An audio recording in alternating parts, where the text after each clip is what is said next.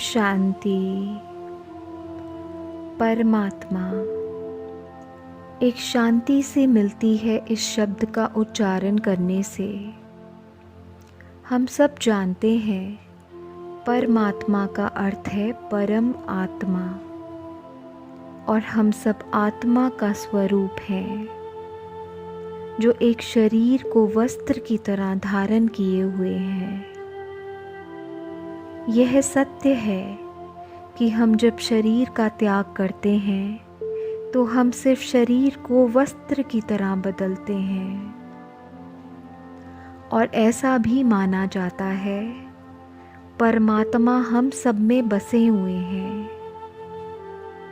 हम परम आत्मा बनने का ज्ञान पा सकते हैं या फिर निरंतर प्रयास करने से परम आत्मा बनने की कोशिश कर सकते हैं।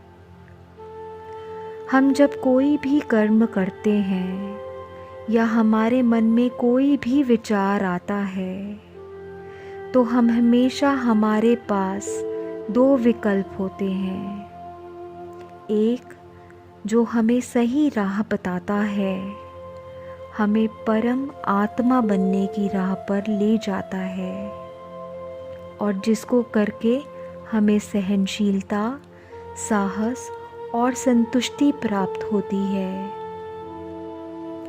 उस कर्म को करने से हम अपने से पहले दूसरों के बारे में विचार करते हैं।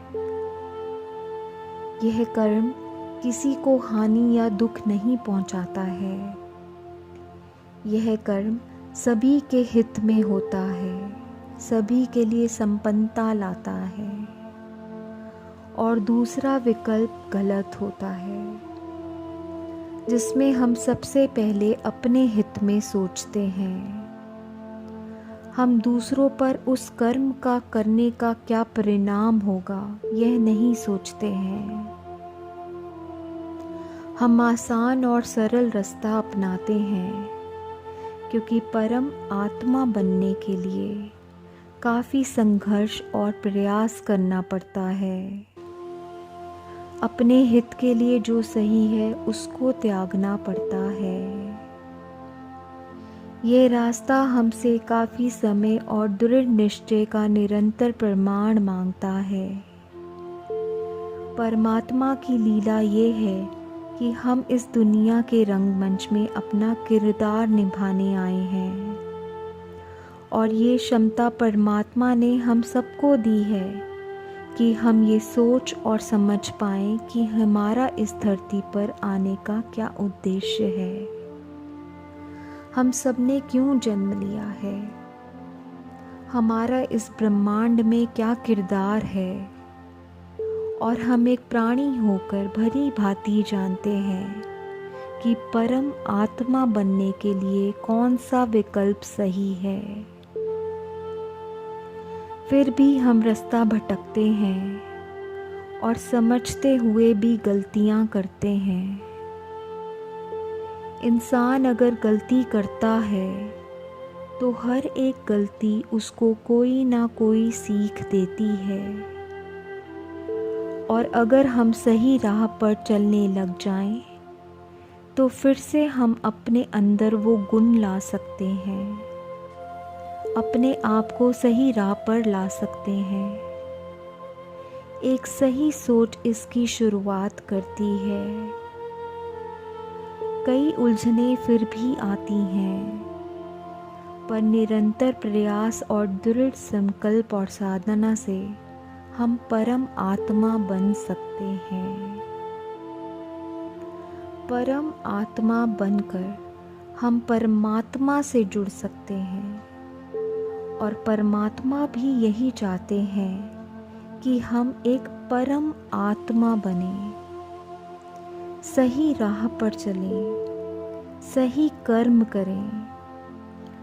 हम अक्सर ये सोचते हैं कि काश ये राह हम पहले पकड़ लेते, लेकिन सही कर्म करने की शुरुआत या सही सोच की शुरुआत सिर्फ हम पर निर्भर करती है। जो गुण हम अपनाना चाहते हैं वह सब हम सबकी अंतर आत्मा में है। उसकी शुरुआत, उसकी सफलता और असफलता सिर्फ हम पर निर्भर करती है।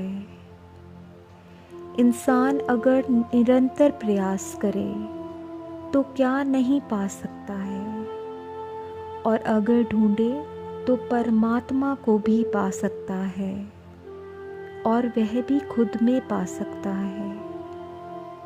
हमें निरंतर ध्यान लगाना है और हर एक गलत सोच को सही सोच में बदल देना है। हमें दिन भर कई विचार आते हैं, कुछ आवश्यक होते हैं, कुछ अनावश्यक होते हैं। हमें अनावश्यक विचारों को ध्यान में बदलना है। जब भी ऐसे कोई विचार आते हैं तो हमें परमात्मा को सच्चे दिल से याद करना है और ध्यान लगाना है। हम मन ही मन ओम का उच्चारण कर सकते हैं, अपने श्वास पर ध्यान रख सकते हैं, अपने श्वास की गति को धीमा कर लंबे श्वास ले सकते हैं। हम सोच सकते हैं कि जैसे हम ओम का उच्चारण कर रहे हैं और हर श्वास जो हम ले रहे हैं उससे हम सारे गुण अपने अंदर ला रहे हैं। हमें शक्ति प्राप्त हो रही है, हमें सद्बुद्धि प्राप्त हो रही है, हमारी सहनशीलता बढ़ रही है, हमें संतुष्टि का आभास हो रहा है, हम संपन्न हो रहे हैं, हमें शालीनता और ज्ञान का भंडार प्राप्त हो रहा है। और हम जब भी श्वास छोड़ रहे हैं और ओम का उच्चारण कर रहे हैं, हमें ये समझना है परमात्मा हमें सद्बुद्धि दे रहे हैं, जिससे हम अपने सारे अवगुणों को त्याग रहे हैं। यह भी एक सत्संग है जो हम अपने आप से कर सकते हैं, कहीं भी कर सकते हैं, अपने लिए और दूसरों के लिए कर सकते हैं। इसके निरंतर प्रयास से हम एक परम आत्मा बन सकते हैं। अंत में हर प्राणी के प्राण जाते हैं, लेकिन उसके कर्म यहीं रह जाते हैं। गीता में भी यही लिखा है, कर्मण्येवा विकारस्ते माँ फलेषु कदाचना माँ कर्मा फला हेतुर भूर्मते संगोत्स्वा अकारमणि। अर्थात हम सबको कर्म करने का अधिकार है, परंतु इसके फल की इच्छा रखने का अधिकार नहीं है।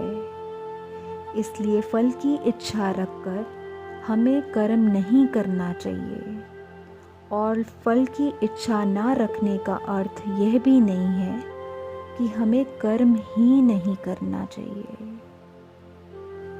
ओम शांति।